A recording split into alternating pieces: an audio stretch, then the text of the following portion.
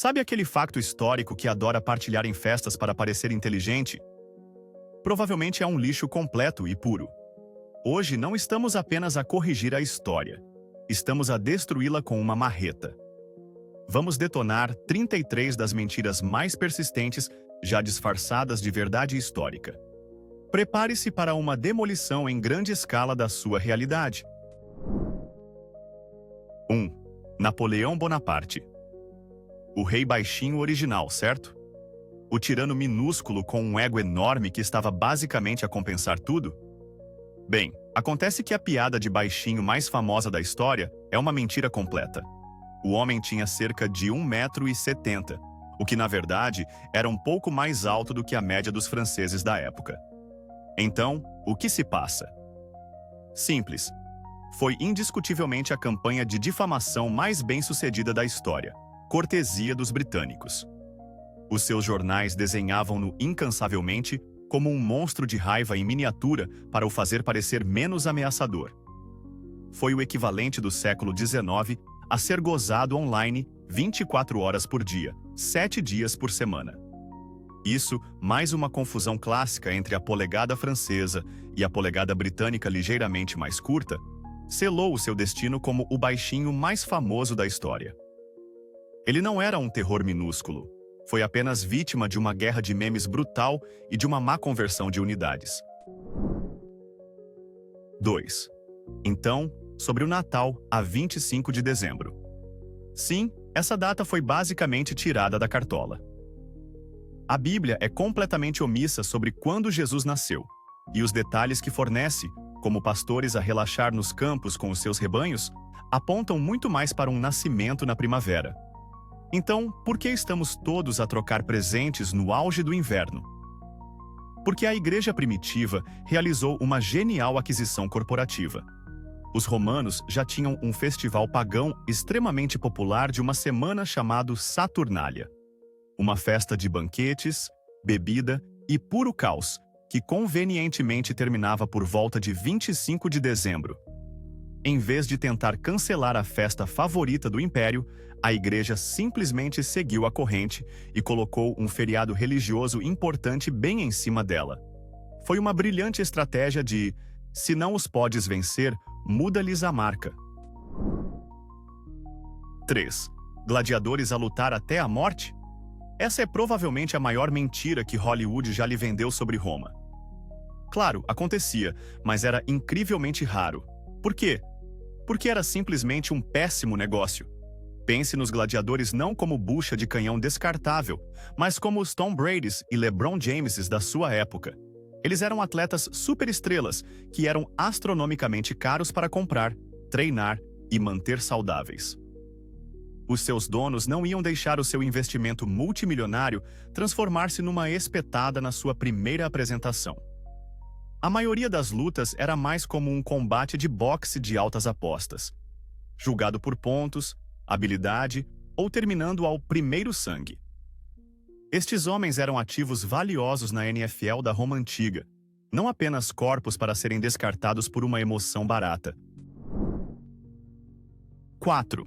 As grandes pirâmides foram construídas por exércitos de escravos miseráveis a serem chicoteados sob o sol do deserto. É a história que todos conhecemos.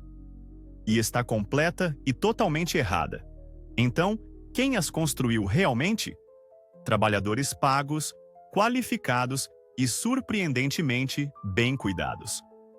Os arqueólogos encontraram as suas aldeias construídas propositadamente, e deixem-me dizer-vos, estes homens viviam bem.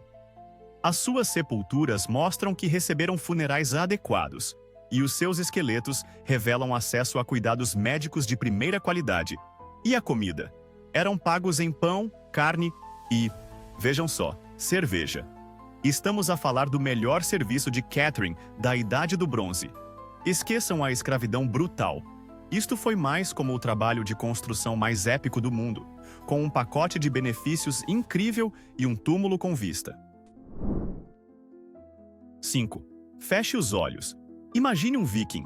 Gigante, imundo, barba selvagem, capacete com chifres, certo? Ok, agora deite essa imagem inteira diretamente no lixo. Esse icônico capacete com chifres é tão historicamente preciso quanto um homem das cavernas a andar num T-Rex. Foi literalmente inventado no século XIX por um figurinista para uma ópera, porque ele achou que ficava fixe. E toda a história do bárbaro imundo? Por favor, os vikings eram notoriamente obcecados com a higiene pessoal.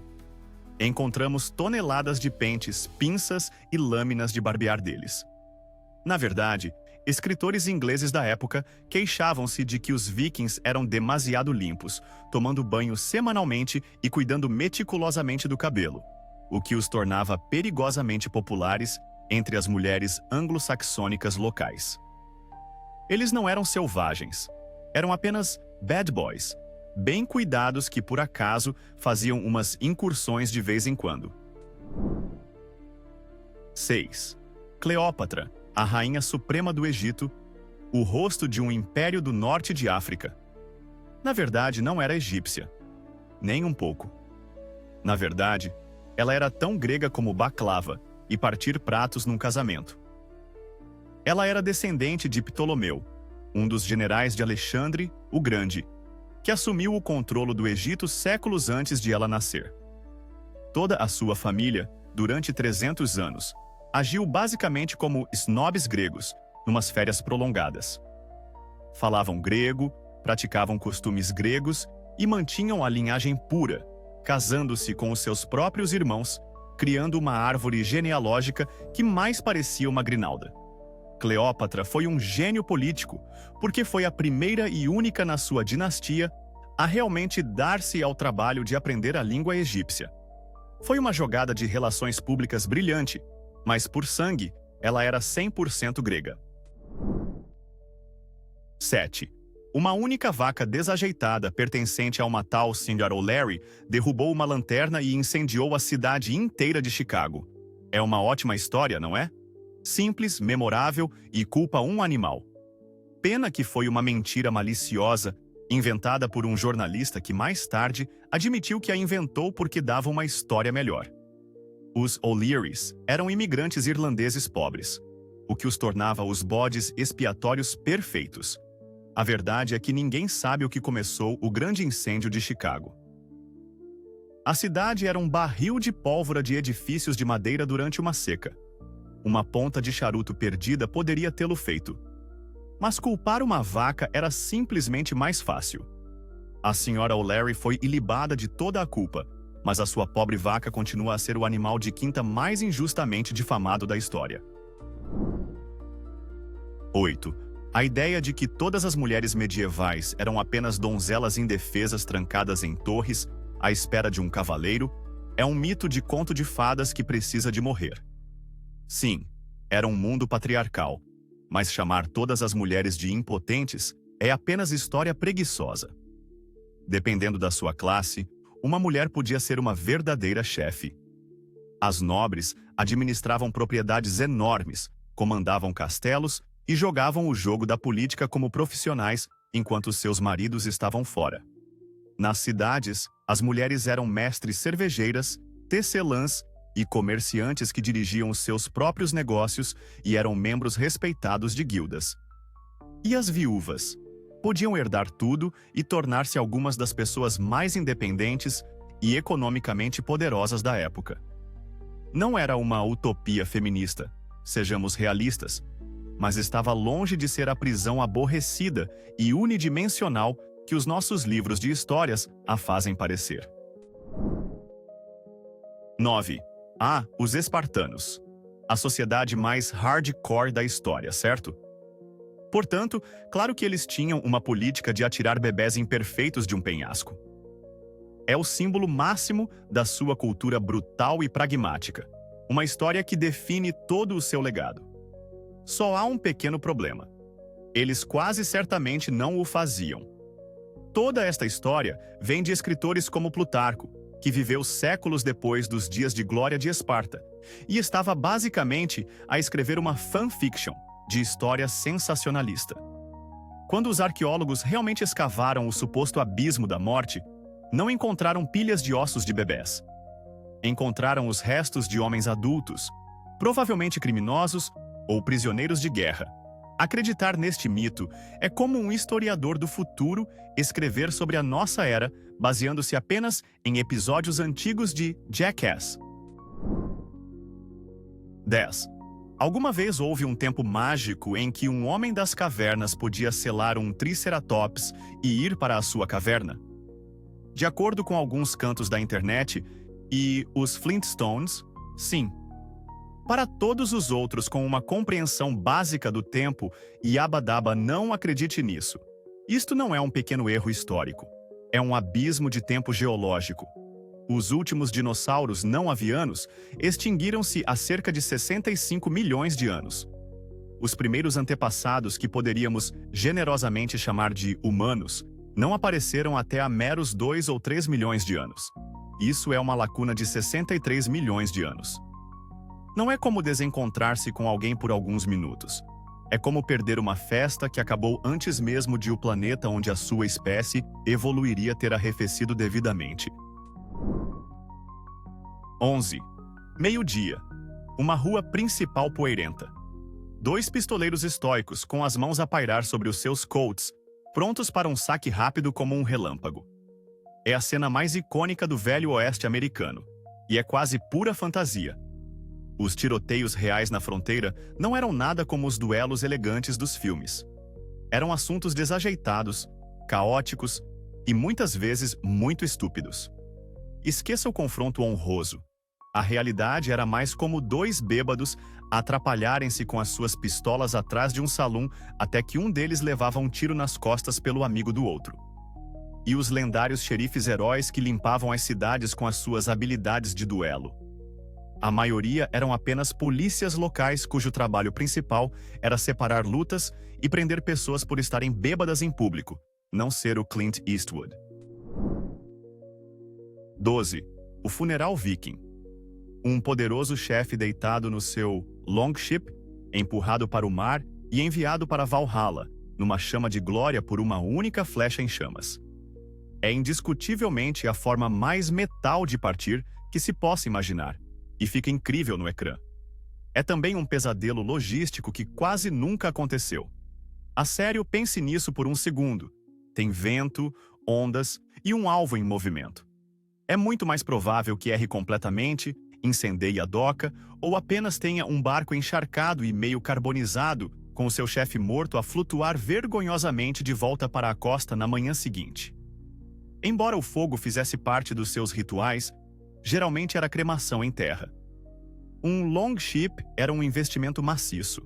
Eles não iam simplesmente transformá-lo num churrasco muito caro e muito ineficaz. 13. A história de Isaac Newton e a maçã é tão simples e perfeita. Ele está apenas a relaxar debaixo de uma árvore. Uma maçã bate-lhe na cabeça e bum! Uma teoria da gravitação universal totalmente formada descarrega diretamente para o seu cérebro. É uma história encantadora que faz o gênio parecer tão acessível. E é exatamente por isso que é um mito. O próprio Newton disse que se inspirou ao ver uma maçã cair de uma árvore, o que apenas o fez pensar sobre o problema. A maçã não forneceu a resposta, apenas forneceu a pergunta. A verdadeira descoberta envolveu anos de matemática e física incrivelmente complexas, não um pedaço de fruta a atuar como uma bofetada divina na cabeça. O gênio tem menos a ver com ser atingido por fruta e mais com décadas de trabalho árduo.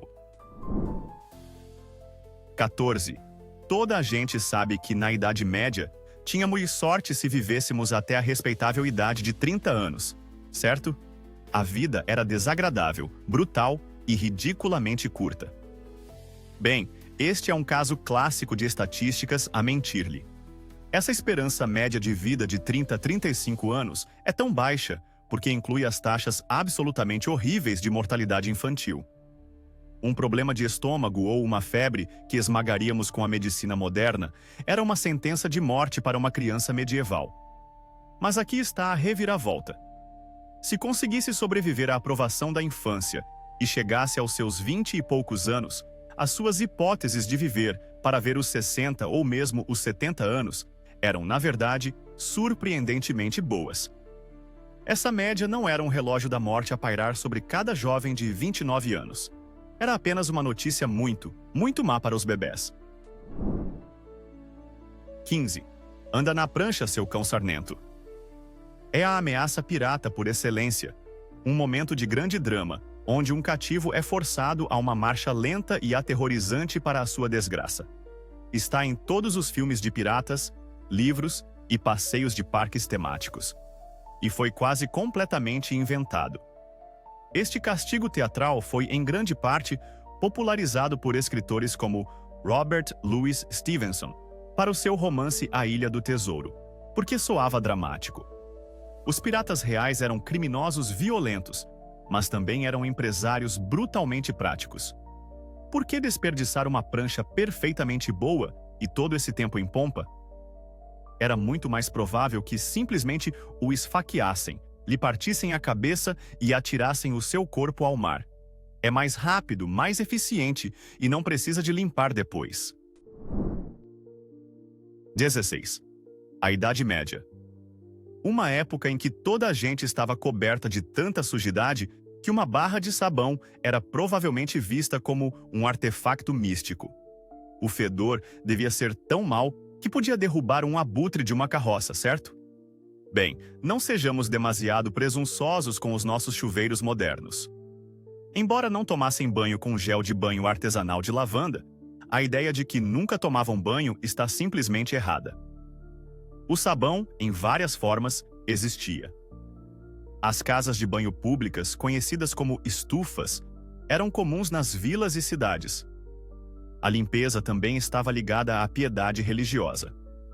Eles entendiam o conceito básico de se limparem, apenas não tinham o luxo da nossa canalização interior.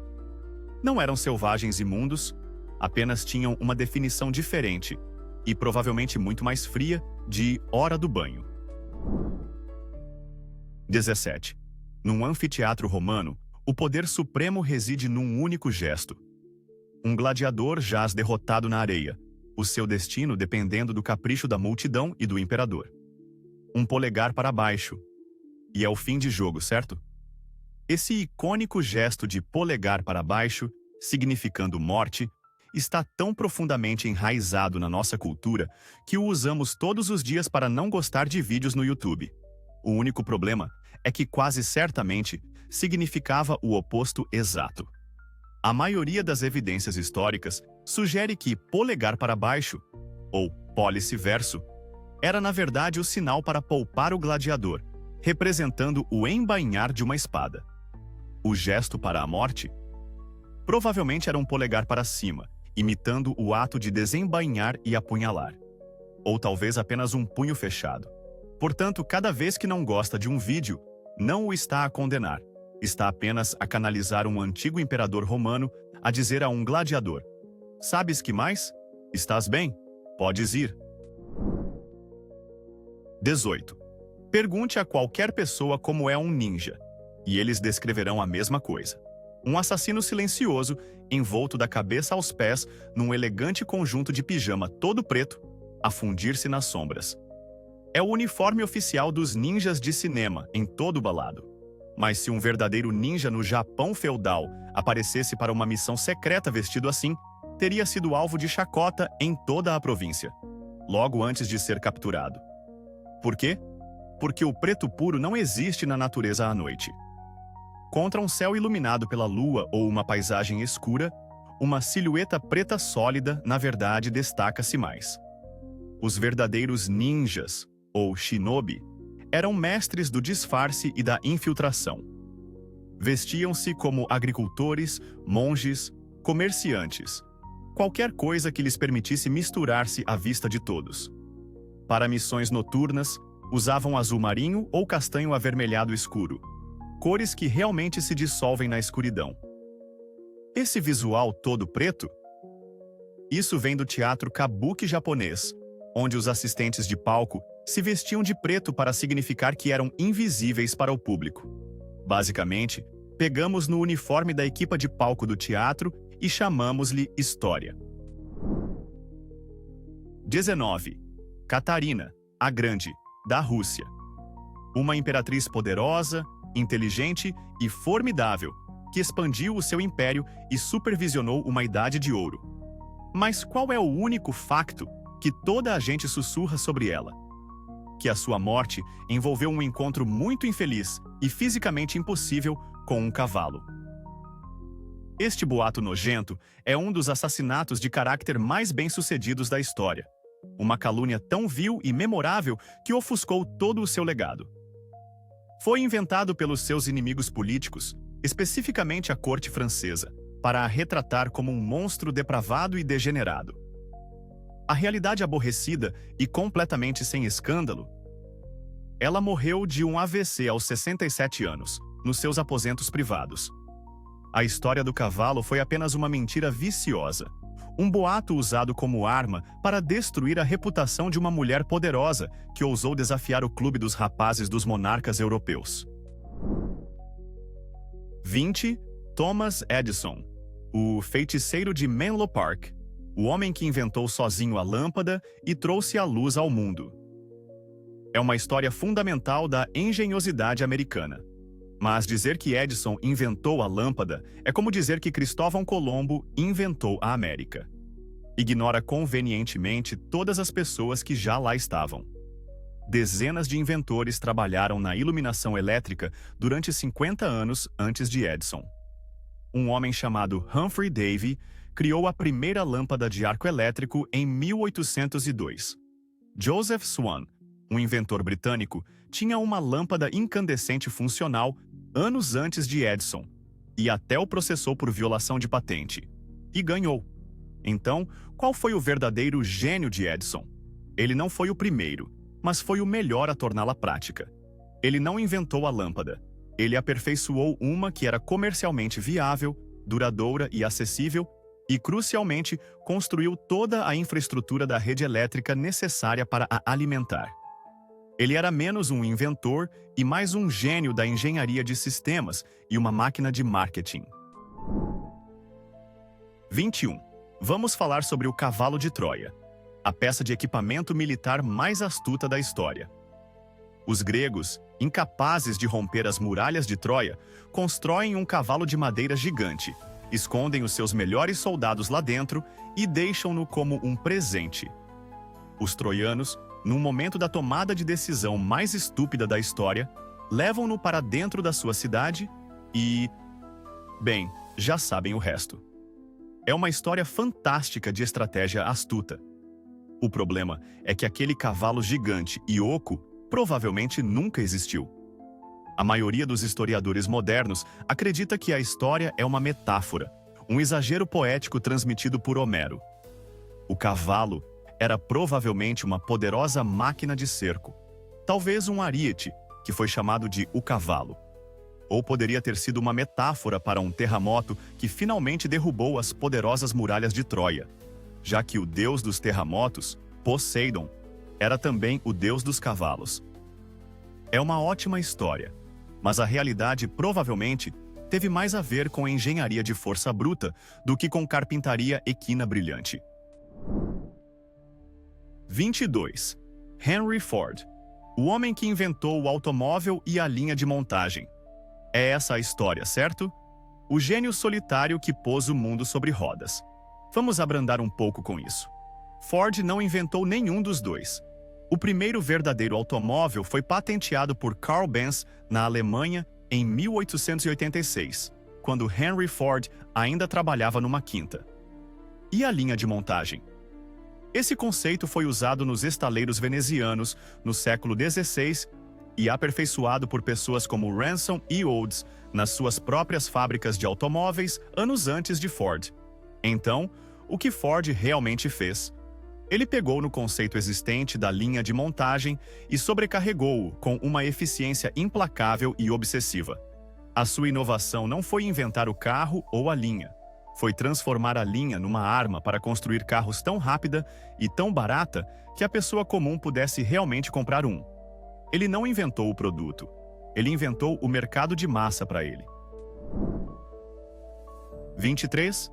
Rei Arthur, o nobre rei de Camelot, portador da Excalibur, líder dos Cavaleiros da Távola Redonda. Ele é o herói britânico por excelência, a personificação da cavalaria e da justiça. E ele é quase certamente um mito completo. Não há um único fragmento de evidência arqueológica ou histórica contemporânea para provar que um rei chamado Arthur realmente existiu. As histórias que conhecemos hoje são uma miscelânea de folclore galês, adornos poéticos e contos românticos escritos séculos depois de ele supostamente ter vivido.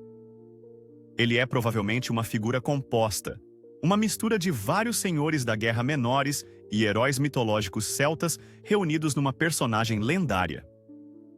Existiu um líder romano-britânico real que lutou contra os anglo-saxões? Possivelmente. O nome dele era Arthur e ele tinha um amigo feiticeiro e uma espada mágica? Absolutamente não. Ele não era um rei, era uma lenda.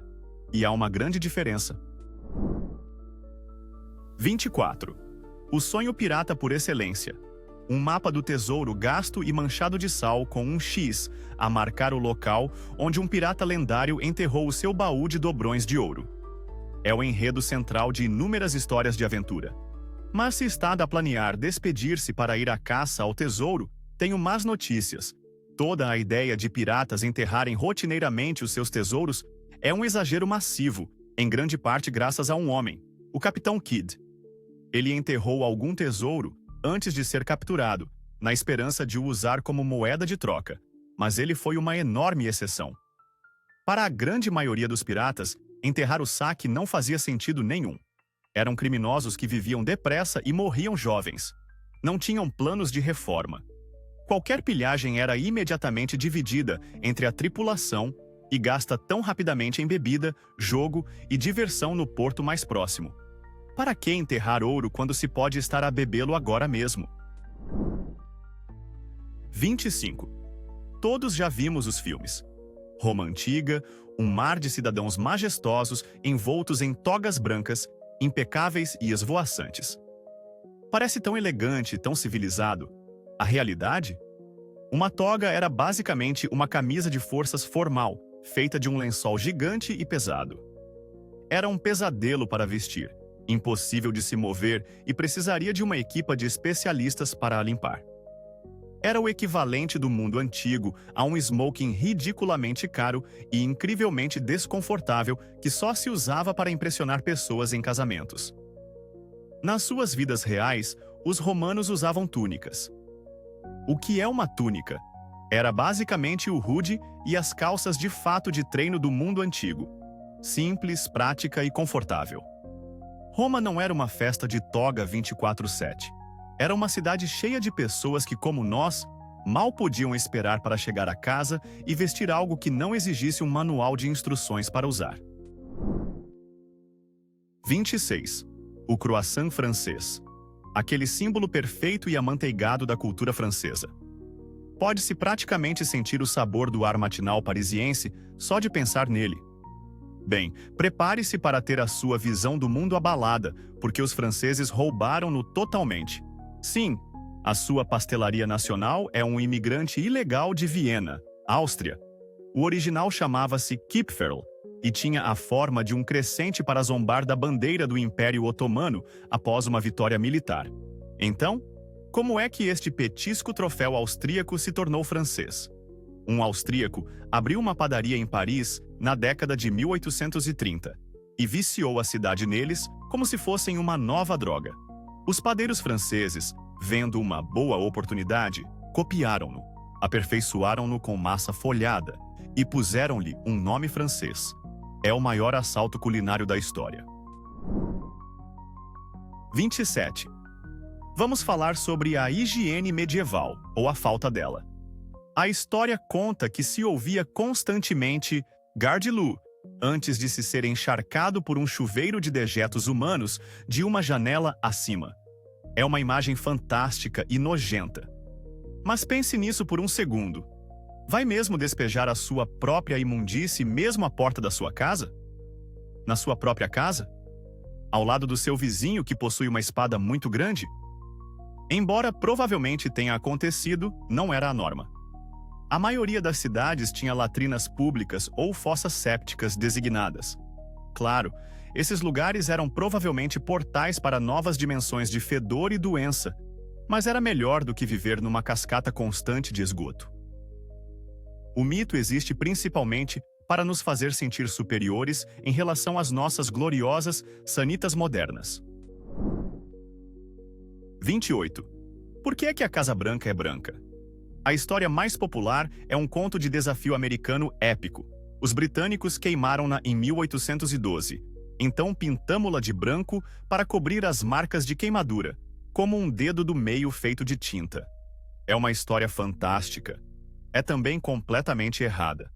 A verdade é dolorosamente aborrecida. Sempre foi branca.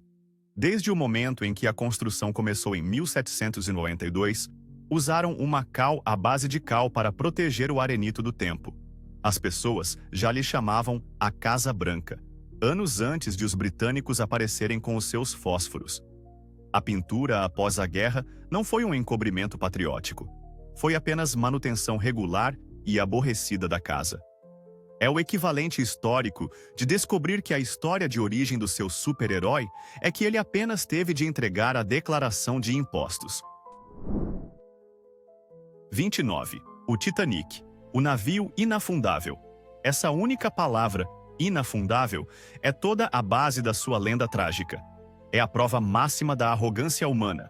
Aqui está a parte louca. A empresa que o construiu, a White Star Line, nunca o anunciou como inafundável, nenhuma vez. Então, de onde veio o fato mais famoso sobre o Titanic? A comunicação social inventou-o depois de ele afundar.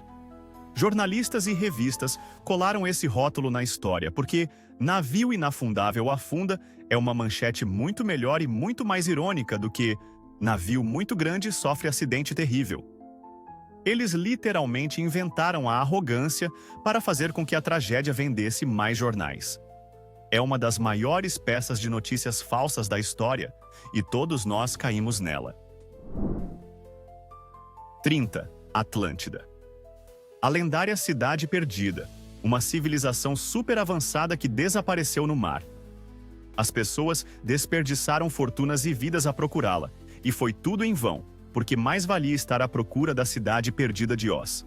Atlântida foi uma invenção completa do filósofo Platão. Ele inventou-a para o seu livro como um exemplo fictício, uma experiência de pensamento.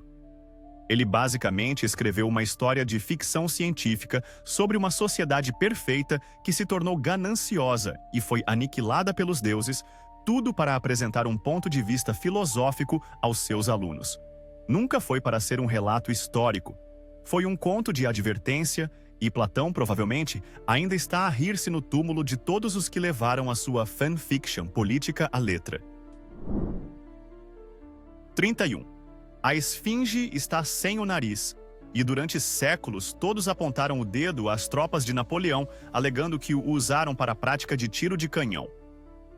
É uma história divertida, especialmente se gosta de culpar os franceses pelas coisas. Mas nós temos as provas. Temos desenhos feitos por viajantes décadas antes de Napoleão sequer nascer, e todos eles mostram que a esfinge já não tinha nariz. O verdadeiro culpado foi provavelmente um clérigo do século XIV, que ficou absolutamente furioso por os camponeses locais estarem a adorar o que ele via como um ídolo pagão gigante. Então, ele alegadamente tomou o assunto, e um cinzel, nas suas próprias mãos, e realizou uma reconstrução facial não autorizada. Não foram soldados entediados. Foi um homem muito zangado que realmente odiava aquela estátua. 32. Barba Negra, o terrível demônio dos mares. Um pirata ensanguentado que matou centenas e enterrou montanhas de ouro. Ou será que não? O verdadeiro Barba Negra era menos um assassino em massa e mais um mestre do marketing teatral. O tipo era um gênio da imagem de marca. A barba longa e preta, literalmente entrelaçada, com rastilhos de canhão a arder para criar uma nuvem de fumo à volta da sua cabeça? Pura guerra psicológica. Foi concebido para aterrorizar tanto as outras tripulações que elas renderiam os seus navios sem um único tiro ser disparado, o que é muito mais lucrativo e dá muito menos trabalho. E o seu lendário tesouro enterrado? Um mito completo. Os piratas gastavam o seu dinheiro tão rápido quanto o roubavam em bebida e festas. O verdadeiro tesouro de Barba Negra não era ouro. Era a sua imagem de marca matadora. 33. A Batalha das Termópilas, 300 espartanos contra 1 milhão de persas. É a história suprema do oprimido. A razão pela qual as pessoas gritam "Isto é Esparta" em momentos inadequados. Mas os contabilistas da história manipularam um pouco os números. Primeiro, não eram apenas 300 espartanos. Eles tinham cerca de 4.000 outros aliados gregos a lutar com eles. Mas esses tipos têm uma péssima divulgação nos cartazes de cinema da história. E o 1 milhão de persas? Isso é o que os historiadores educadamente chamam de um exagero massivo. As estimativas modernas colocam o exército persa mais perto de 100.000 a 300.000. Agora, não me interpretem mal, essas ainda são probabilidades absolutamente insanas e suicidas. Mas isso muda para a história de uma pura fantasia para uma última resistência heróica, embora condenada. Continua a ser um dos atos mais corajosos da história. A matemática apenas recebeu uma transformação de Hollywood. Muito bem, o vídeo acabou. Agora para o confessionário histórico. Vão aos comentários e admitam. Qual destas mentiras já defenderam apaixonadamente, até a morte, com amigos ou família, apenas para perceberem agora que estavam espetacularmente enganados? Considerem-se oficialmente resgatados do pântano da história falsa. O vosso pagamento é um gosto. Subscrever é a vossa apólice de seguro para o futuro. Já sabem o que fazer.